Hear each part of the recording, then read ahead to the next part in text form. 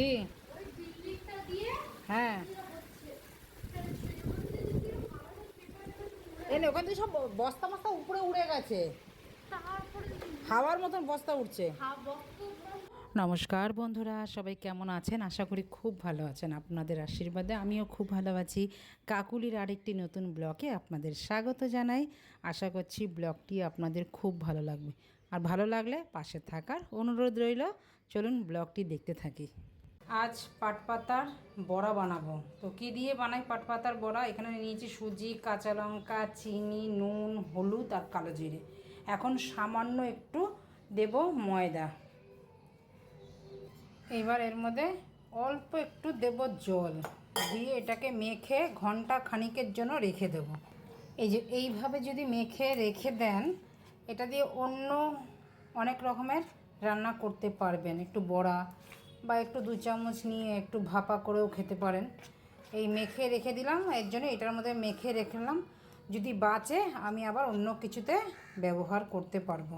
পাটপাতার বড়া করব। এই যে পাটপাতাগুলো এইভাবে কেটে নিয়েছি বড়ার জন্য, এইভাবেই কাটতে হয়। আর এইখানে শুধু পাতাগুলো নিয়েছি, এটা পাটপাতার শুক্তো করব। আর এটা আলু আর ডাঁটা কেটে নিয়েছি। গাছের যে বাকি অংশ যে পাতাগুলো আছে সেগুলো দিয়ে আমরা শুক্তো খাই। তো শুক্তো, পাটপাতা শুক্তো খেতে কিন্তু বেশ ভালো লাগে। এই সিজনে পাটপাতা শুক্তো অনেকেই চিংড়ি মাছ দিয়ে খান, যেহেতু আমাদের শুক্রবার বলে আজকে আমি চিংড়ি মাছ দিয়ে রান্না করব না। চিংড়ি মাছ দিয়ে এই পাটপাতা শুক্তো খেতেও কিন্তু ভালো লাগে। আমি একদম আমার মা যেরকম আমাদের খাওয়াতো ছোটোবেলা থেকেই পাটপাতা শুক্তো খেতে আমাদের খুব ভালো লাগে। মানে আমাদের তো পাটপাতার বড়া খেতেও ভাল লাগে, শুক্তো খেতেও ভাল লাগে, ডালে খেতে ভাল লাগে, শাক খেতে ভাল লাগে। আমার মা আবার এই পাটপাতা একটু কুচি কুচি করে কেটে কাঁঠাল দানা শুকিয়ে কাঁঠাল দানাকে ভেজে এই পাটপাতা ভাজা করতো রসুন দিয়ে। সেই শাক অসম্ভব খেতে ভালো লাগে। একদিন খেয়ে দেখবেন আমি যেইভাবে বললাম। এখানে আমার শাকগুলো সব কাটা হয়ে গেছে। এই শাকের মধ্যে দেব 2টো কাঁচা লঙ্কা, দিলাম একটু হলুদ, স্বাদ অনুযায়ী দেব একটু পরিমাণ মতো নুন, দিয়ে একটু দেব জল।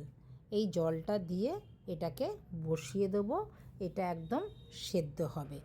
পাটপাতা শুক্তোটা আমরা এইভাবেই করি। বসিয়ে দিলাম, বাকি কাজ সেরে চলে আসলাম। এই একটা কাজ করতে করতে আমি আরেকটা কাজ করি। এখানে ফুটতে থাকলো, দিলাম একটুখানি সর্ষে। এবার আদা আমি হামুল দিস্তায় ছেঁচে নিচ্ছি। শুক্তো ডালে আমরা আদা বাটা দেই না, আদাকে এরকম ছেঁচে দেই, নয় শিলনোড়ায় আর নয়তো এরকম হামুল দিস্তায় ভালো করে ছেঁচে দিয়ে দিই। তাতে আদার ঘ্রাণটা বেশ ভালো ওঠে।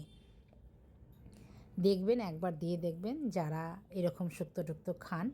এবার আদাটা যখন ভাজা ভাজা হয়ে গেল, আমি শুক্তোটা পুরো ঢেলে দিলাম। এইরকম ঝোল ঝোল পাটপাতা শুক্তো খেতে যে কী যে ভালো লাগে।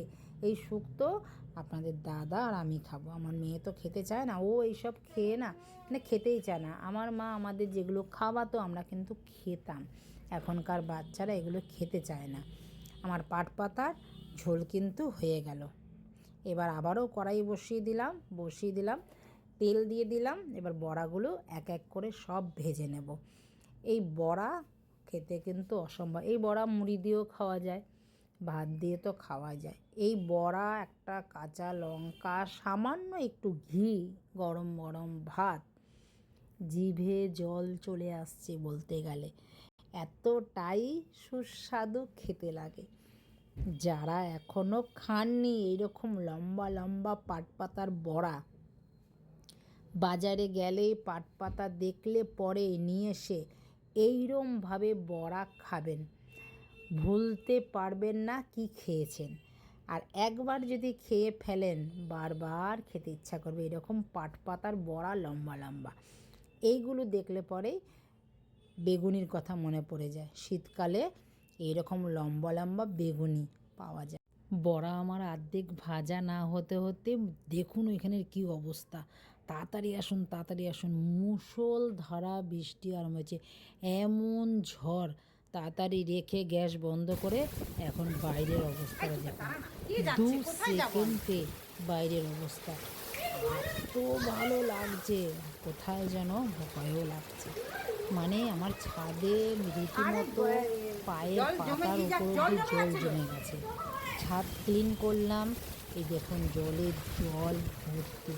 গাছগুলোর অবস্থা আমার কী হয়েছে খালি দেখুন, গাছগুলোর মধ্যে যে কী হবে আমি কী বলবো আর। আমি কালকে জল দিইনি গাছে, 4-5 দিন ধরেই দেখছি যেগুলো যে বৃষ্টি একটা হবে। আর এইখানে দেখলে পরে তো বৃষ্টি হচ্ছে, এত বৃষ্টি হচ্ছে, কিছু পুকুরে কিছু দেখাই যাচ্ছে না, কিছু দেখা যাচ্ছে না পুকুরে। এটা কেউ বলবে আজ ঠান্ডা ঠান্ডা হয়ে গেছে সারা, গাছও ঠান্ডা, একদম ধোয়া ধোয়া, ভিডিওটাও গাছও ঠান্ডা হয়ে গেছে, মানুষও ঠান্ডা হয়ে গেছে। তো দেখা হবে আবার নতুন একটি ব্লগে। নতুন বৃষ্টি কেমন হচ্ছে, মনে হচ্ছে উড়ে উড়ে বৃষ্টি, মানে কেউ ঢেলে দিচ্ছে। ভিডিওটা যদি কোথাও ভালো লেগে থাকে লাইক কমেন্ট শেয়ার আর তেমনি গর্জন, সাবস্ক্রাইব মেঘের গর্জন, তেমনি মেঘের গর্জন। যারা ইউটিউব থেকে দেখবেন তারা তো ঘন বৃষ্টি ওই পার অবধি দেখা যাচ্ছে না, দেখবেন। এইরকম বৃষ্টি আমি আজ অনেক বছর আমি পর যখন দেখলাম। এইরকম দৃশ্য, এইরকম রান্নার ভিডিও ভালোও লাগছে, দেবো, আবার তার কিছুটা জন্য ভয়ও লাগছে, পাশে কেন থাকা পুকুরের বেল ধারে তো আইকনটি দেখুন বৃষ্টির ইটা আর দেখুন, পারলে ভিডিওটা শেয়ার করুন। র্যালিটা অন্যরাও বৃষ্টি, দেখবে মানে এইভাবে, মানুষের আপনারা র্যালি share না হয়, করলে তো কেউ এখানে দেখতে পারবে না। বৃষ্টির র্যালি হচ্ছে, দেখতে পাচ্ছেন দেখুন কিরকম খালি কি ভয়ঙ্কর অবস্থা। বৃষ্টি, খালি মানে ভয়ও কোথায় কি লাগছে, ভয়ঙ্কর যে আনন্দও লাগছে। কিচ্ছু মানে দেখা মিলে যাচ্ছে না। মিশে একটা মানে আলাদা একটা অভিজ্ঞতা ইমাজিন নিয়েছে। করা যাচ্ছে না। এইরকম বৃষ্টি আমি আজ বিগত অনেক বছর ধরে দেখতাম, আজ দেখছি। কোথাও যেন গাছ তো দেখাই যাচ্ছে না। এই যে আমার বাড়ির পাশে কি দৃশ্য, বৃষ্টি এটা? আপনাদের সাথে সবসময় তো শেয়ার করি এই দৃশ্য, আর এই আরে দৃশ্য বাবা, মানে অসম্ভব সুন্দর দৃশ্য বৃষ্টি। শেয়ার করি, আপনারা মনমুগ্ধ হয়ে যান, অনেকেই কমেন্টে জানান। আর আজকে ভয়ানক দৃশ্য আপনাদের সাথে শেয়ার করলাম। আমার বাড়ির আম গাছ দেখুন কী অবস্থা, আম তো একটাও নেই, আর গাছে ঝরে সব পড়ে যাচ্ছে। মানে এতটাই হওয়ার ভয়ে ভীত হয়ে আছি। ভিডিওটা রাখছি, দেখা হচ্ছে পরের ভিডিওতে। নমস্কার।